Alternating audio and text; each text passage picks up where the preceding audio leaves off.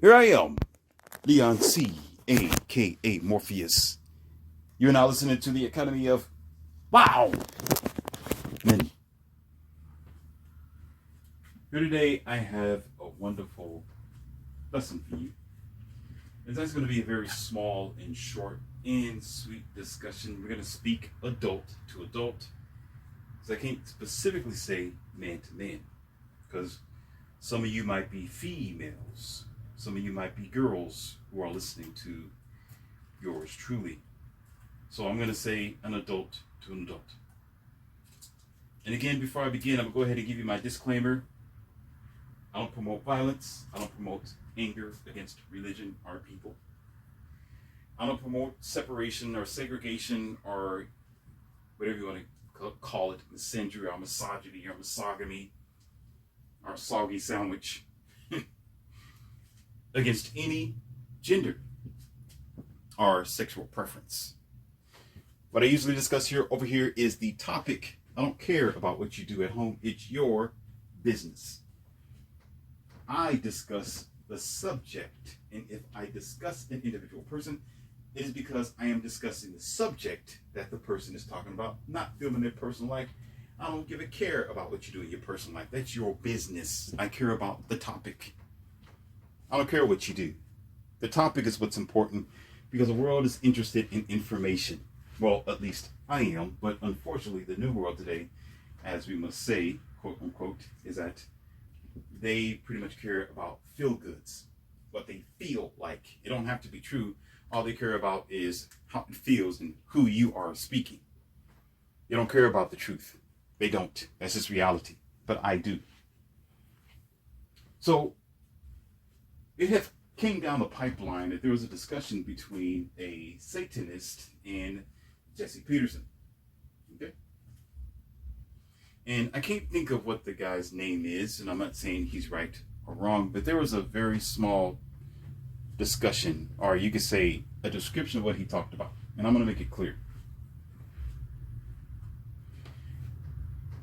Jesse Peterson asked the individual guy, the man, he said, okay, what was the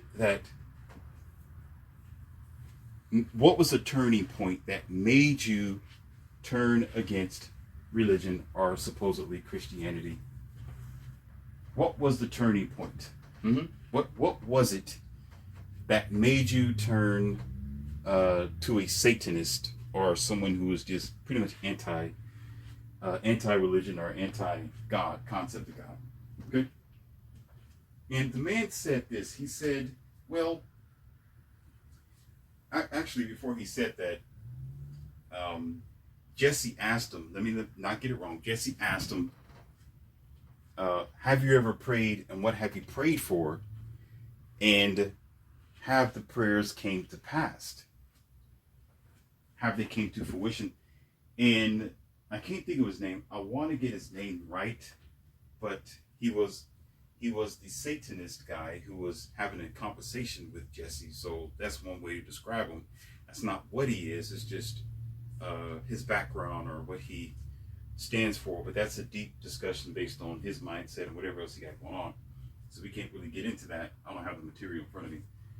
But what he said was, actually, there was a prayer, and it did come to pass in fruition. Now, this is the guy who's speaking here. He says, I prayed to God to reveal himself and to basically defend the misconceptions, the lies, or even allegations that were made up against God according to the Bible and according to you could say, the common day Christian or religious church.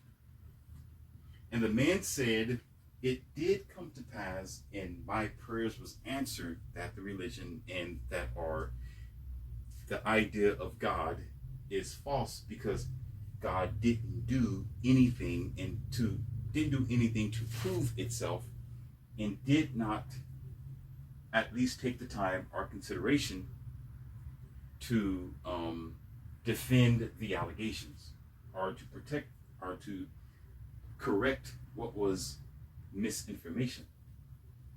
And I'm not going to go too in depth in that, but I'm going to break it down for you, because there was several people who jumped up there and said, well, God turns a blind eye to those who are unbelievers, which is a very stupid thing. Because I'm getting ready to debunk you right now. Okay, I'm getting ready to destroy you in your low IQ for saying such stupidity. There are other people who said, well, this guy's out of his mind, because there's only one true God. There's only God, Jesus, and Christ, and whatever else. And I'm listening to these people, watching them and reading them. And I said, you guys are out of your mind, because you have one person who says something different and thinking differently. The first thing you do is, because there's satanic titling, or because he says Satan, the first thing you want to do is discredit this guy and start running for the hills because of what he says or what he represents. Well, what he represents, not what he says. It's like a person who just got out of prison. You're like, well, I don't want to listen to this person. He just got out of prison, but this guy could be saying something that makes sense. It could be realistic. It could be, yeah, the building's on fire, everybody should leave. Or there's a hurricane coming, you should all head east because the hurricane is getting ready to hit over here on the west side. And you got a whole lot of dumb common people today, like most of you, who will say, well, I'm not going to listen to him. He's a convict. He hurt somebody once upon a time. He did 15 years in prison. What the hell did he got to tell me? I don't want to listen to him. And then you get caught up in the storm, and now you're dead because you was ignorant enough to care about who this person is, not what this guy is saying. This is why I really tried to get his name correct, but by outlining that he was in the Satanist cult, as according to what they said, that's just one way to describe him. But I really wouldn't want to disrespect him, whatever he got going on. You understand? But he said something that the world does not get, and you probably don't get it. And a lot of you have low IQ, so I'm not surprised. Okay, because your elevator doesn't go up to the top floor.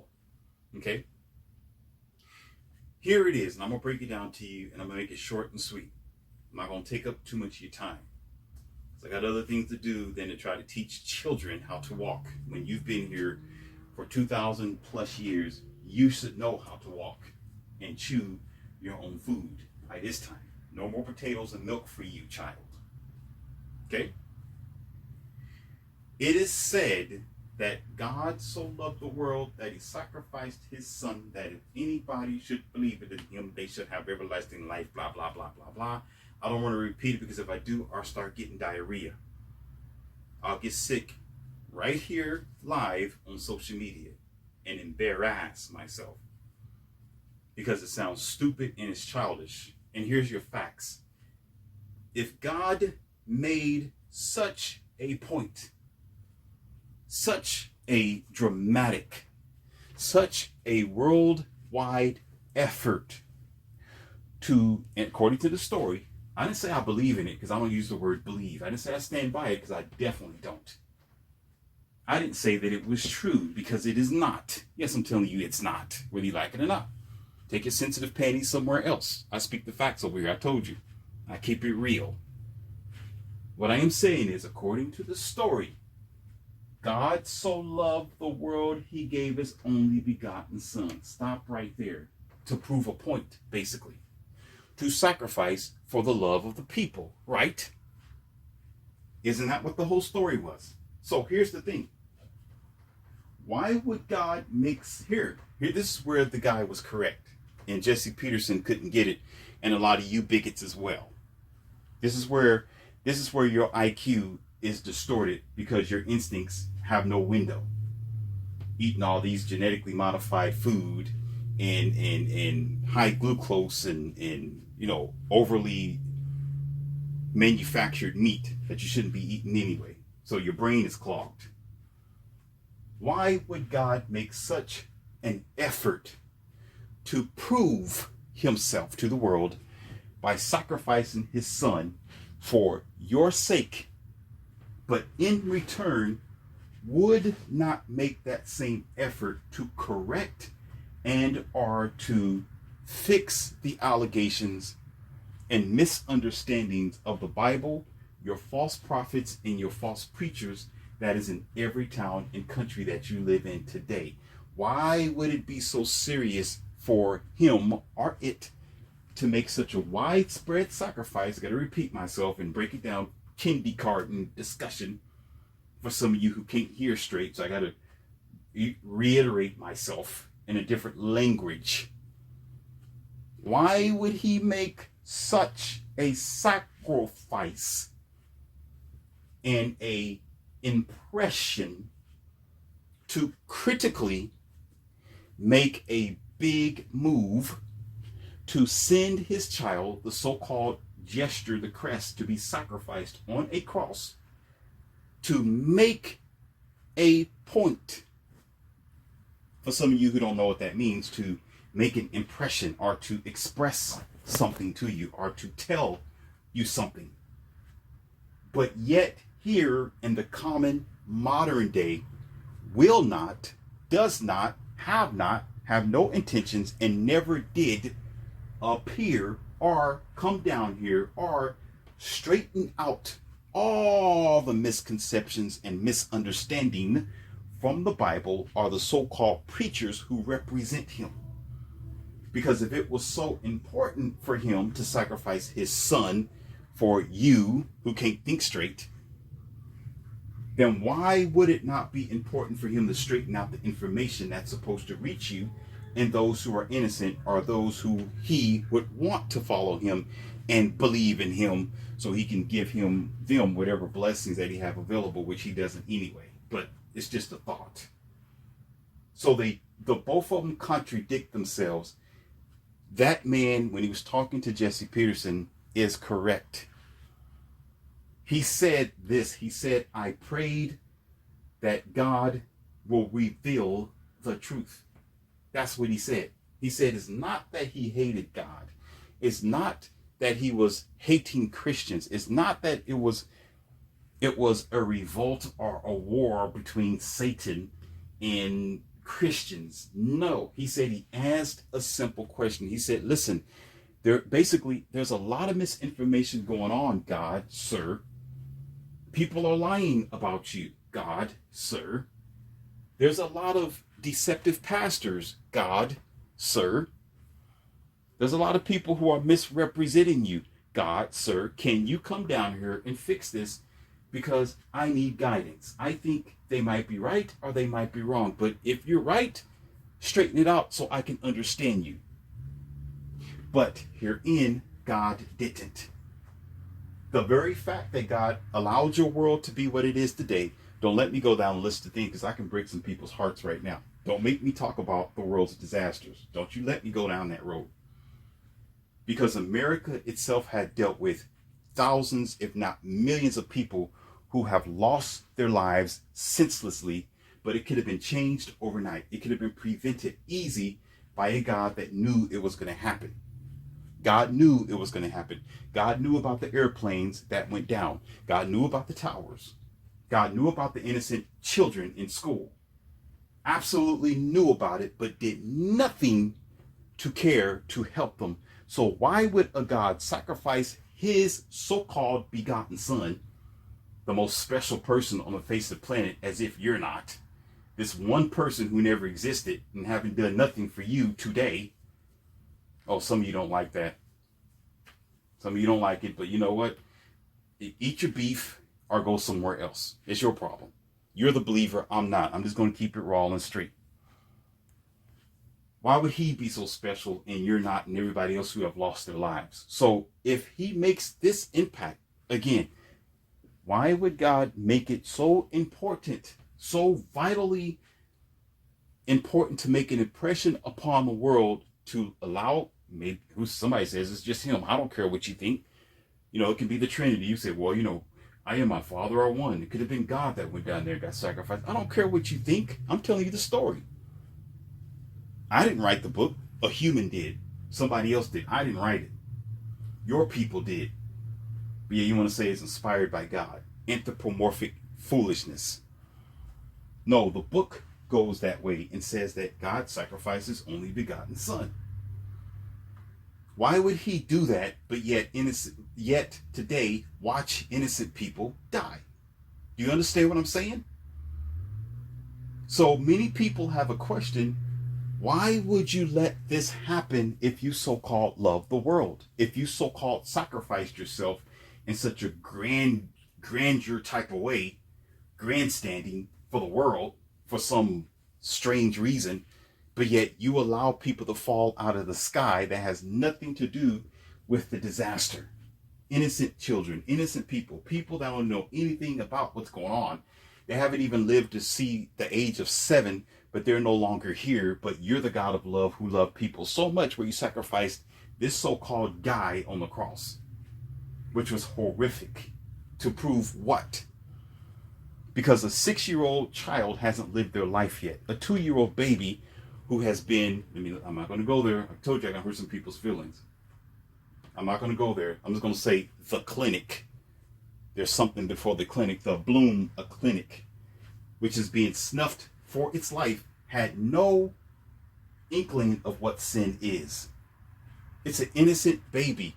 It hasn't got a chance to walk yet, let alone drink a bottle of milk. But yet you're going to sit up here and allow evil people to delete these innocent babies.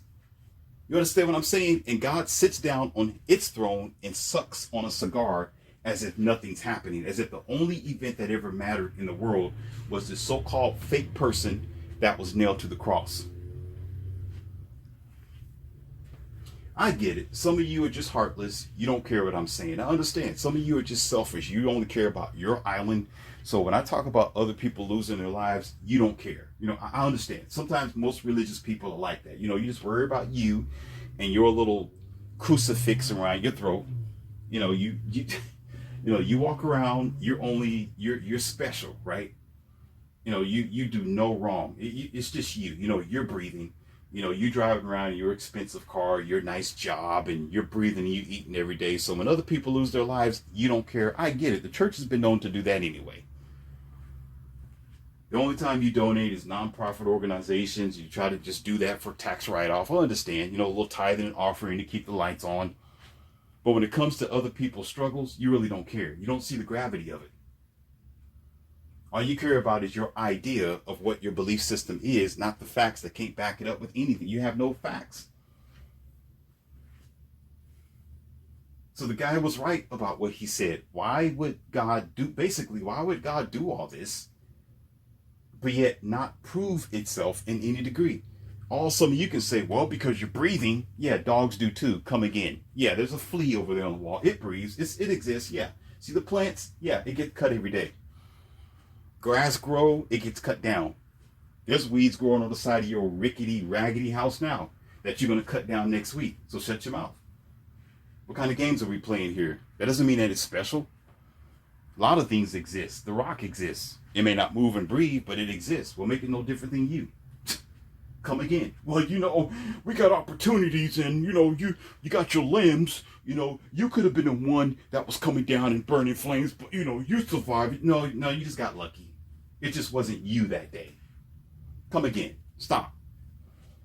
The whole problem is you always trying to make excuses for the reality, but you can't come up with the fact. You can come up with all kinds of excuses. You can tell me all day long till your face is blue.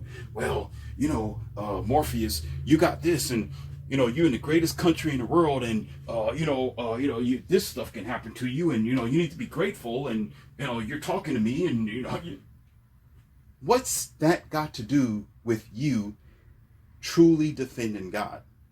Or shall I say God defending itself? What does that have to do with a man praying to God and say, hey, you need to come down here and fix the stuff that you created. You made this stuff. Fix it. I don't know no automobile maker that will create a car and it's doomed for recall. It's doomed for repair that isn't responsible for that repair or recall, when in fact the manufacturer made it. So they're going to be held responsible if lives are lost. Have you seen the recent news about Ford? Yeah, Ford was just, what's today's date? Let's see if I can get today's date. It's August, let's see. Baby, look at the clock on the wall. And get the date for me, please. Don't look at me like that. You're about to get something started. August the 24th. Thank you, sweetheart. Wednesday, August the 24th, right? There is Ford is getting fined for one point something, is it $1 billion for a rollover. Ford didn't drive the car, but they are responsible for the car.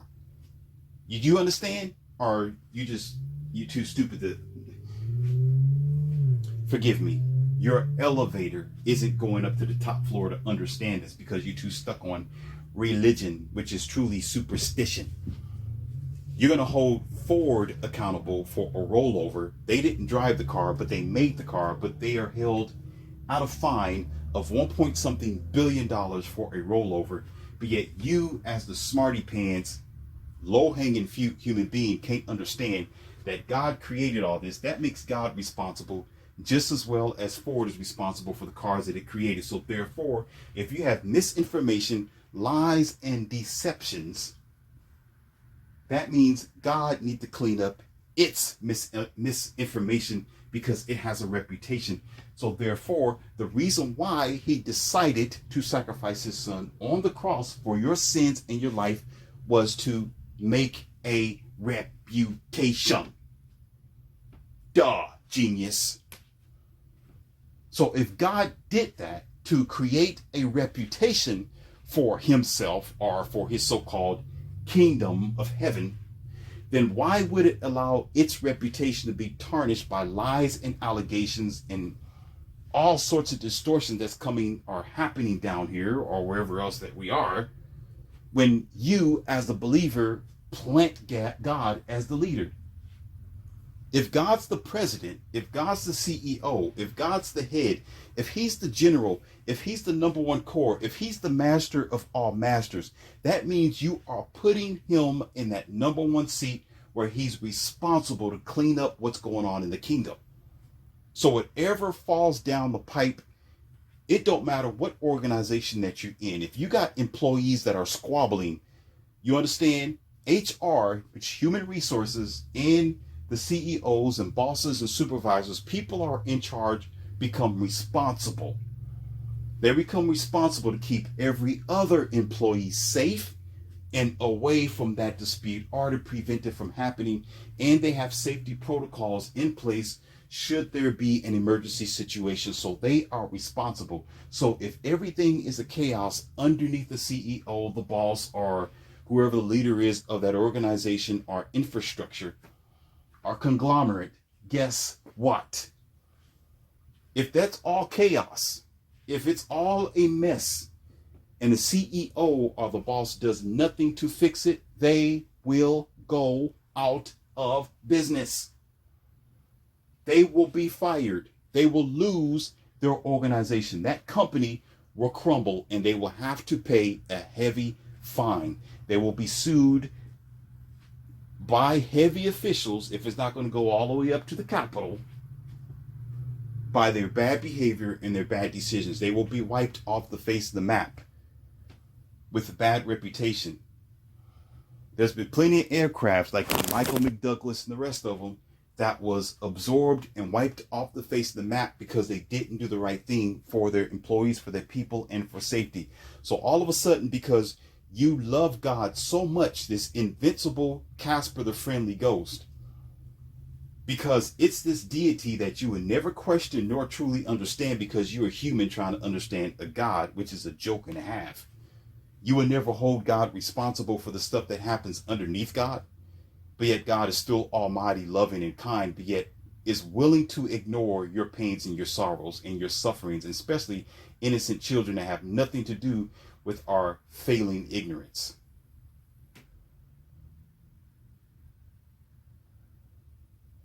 I'm going to let you decide what you want to do and how you're going to absorb this information.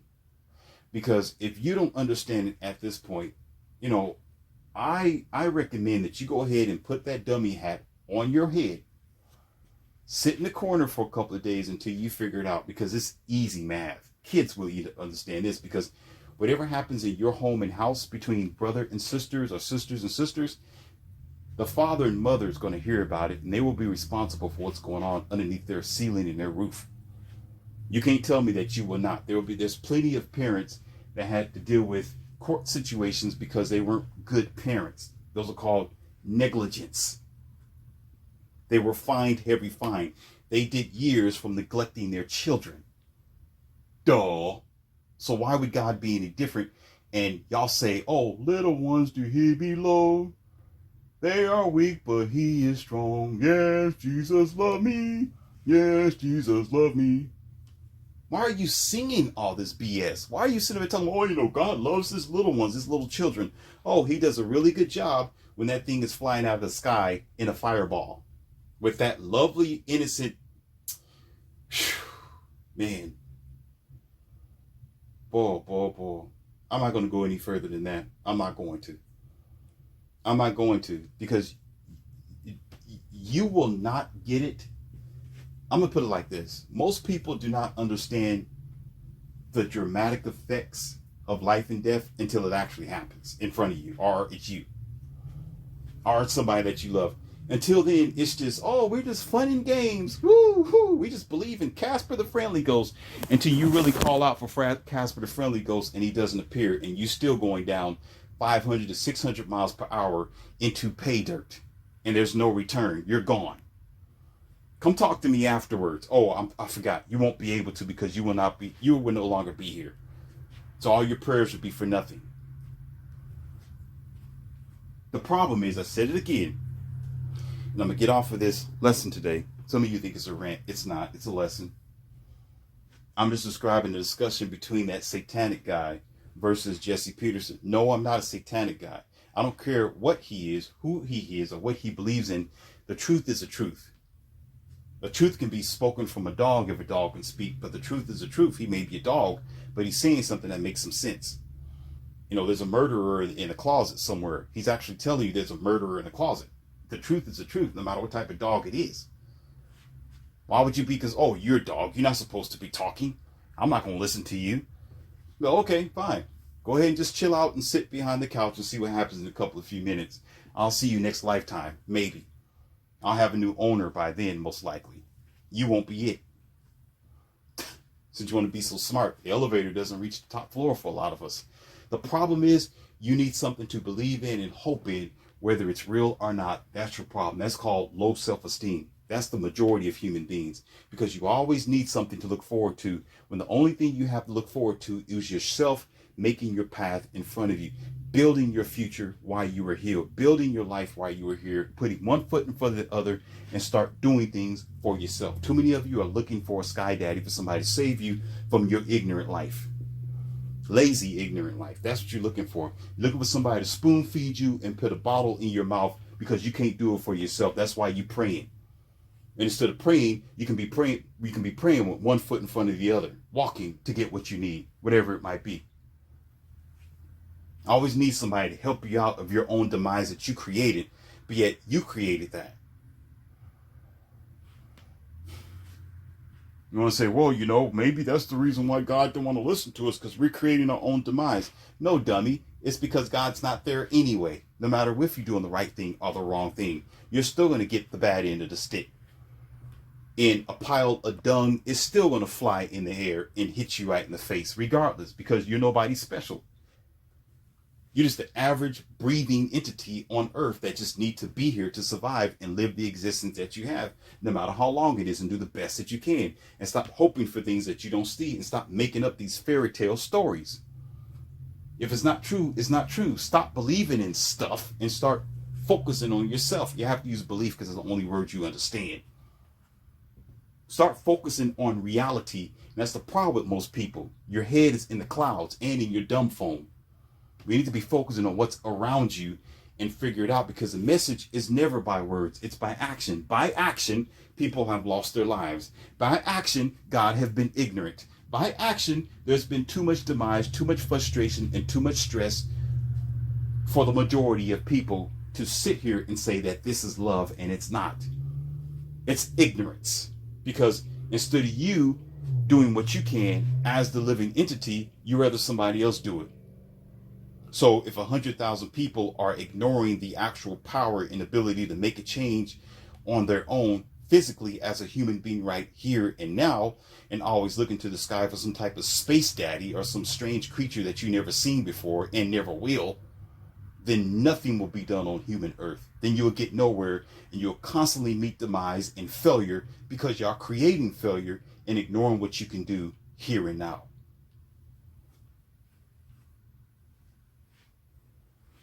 That's the lesson for today. And I have more for you. And until next time.